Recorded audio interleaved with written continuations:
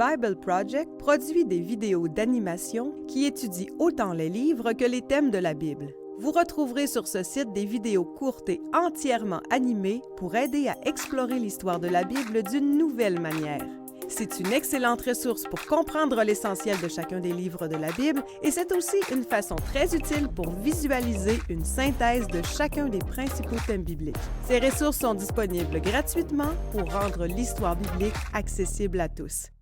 Samuel, quand tu parles de l'innocence, le travail au temps de l'innocence humaine, avant la chute, avant la catastrophe mondiale du péché qui est entré dans le monde puis qui a rendu le travail pénible, quand je vois par exemple des fois une quincaillerie pas loin de chez nous, puis souvent on rencontre des travailleurs qui sont des retraités. Et puis, tu sais, des fois, ça m'est arrivé de jaser un peu avec eux. Puis là, je disais, pourquoi vous travaillez? Tu sais, pour me désennuyer, pour voir un peu les gens, puis tu sais, pour me rendre utile. Et puis je me disais, le travail avant la chute, ça devait ressembler un peu à ça. Tu sais, je veux dire, pas obligé. Si, mettons, ça fait pas ton affaire, tu vas dire, regarde, moi, je m'en vais, puis je quitte, puis je m'en vais aller travailler ailleurs, parce que, regarde, j'ai pas besoin de ça pour vivre, moi, là. Ouais. Alors, tu sais, ça me faisait penser un peu à ça. Une expérience 100% le fun, agréable, C'est ça, tu sais, contracté. Le gars, il endurera pas des imbéciles heureux là, qui l'entourent, là, puis se faire dire des affaires. Là, tu sais, il va dire, regarde, bonsoir, j'ai d'autres choses à faire que ça. Ouais. Ce que j'ai remarqué dans le Vox Pop, je reviens au Vox Pop, mais les gens travaillent pour eux-mêmes.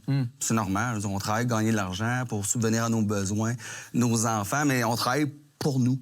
Puis ce que j'ai remarqué avec le message de Sam, c'est que Dieu, lui, travaille pour nous, pas pour lui. Puis on le voit dans la création. Il a fait toute cette création-là pour nous.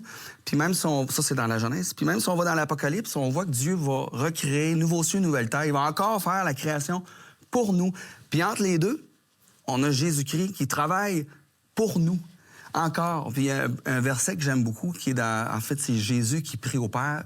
Puis il va dire dans Jean 17, au verset 4, « J'ai manifesté ta gloire sur la terre. J'ai achevé l'œuvre, le travail que tu m'as donné à faire. » Il est allé jusqu'au bout, il a travaillé, il est mort à la croix pour nous. On travaille pour soi, mais lui, il travaille pour nous. Ouais. Puis même à la croix, Jésus a dit à la fin, tout est accompli. Ouais. Donc, encore une œuvre, l'œuvre qui parle dans Jean 17, bien, c'est cette même œuvre de la mort à la croix. Si on devient un enfant de Dieu, comme tu nous as encouragé de le faire, de venir au pied de la croix, d'accepter le Seigneur Jésus comme un Seigneur et Sauveur, bien, notre perspective change.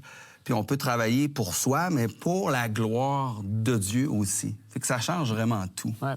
Ultimement, le travail va avoir des finalités qui sont saines, comme gagner des sous, se réaliser, mais c'est plus comme des sous-produits. Parce que quand on travaille pour Dieu, on a un travail qui n'est pas juste un 9 à 5, au contraire, c'est une vocation qui devient, comme le Seigneur, qui devient altruiste, centré sur le bien commun. On a une joie à voir les fruits de notre travail qui sont pour le bénéfice de l'autre. Comme Dieu travaille pour nous, ben nous aussi, on veut que nos sociétés grandissent, que les gens soient pris en charge, donc qu'on soit au bas de l'échelle dans un hôpital à ramasser du vomi. On le fait parce qu'on sait qu'on prend soin des gens et ça nous donne un sens et une joie profonde à le faire. Le chrétien, le travail et le chrétien, c'est vraiment intéressant. On est impliqué dans un camp de vacances, puis ce camp-là a beaucoup de bénévoles et les vérificateurs du gouvernement sont venus régulièrement, d'ailleurs. Et puis, à un moment donné, le directeur s'est fait poser la question, mais comment vous faites pour trouver autant de bénévoles? Bien, la raison, c'est que les chrétiens veulent servir Dieu, veulent travailler pour Dieu, et c'est une façon de le faire dans des camps ou s'impliquer dans une église. Alors, merci Martin, merci Samuel pour le temps avec nous.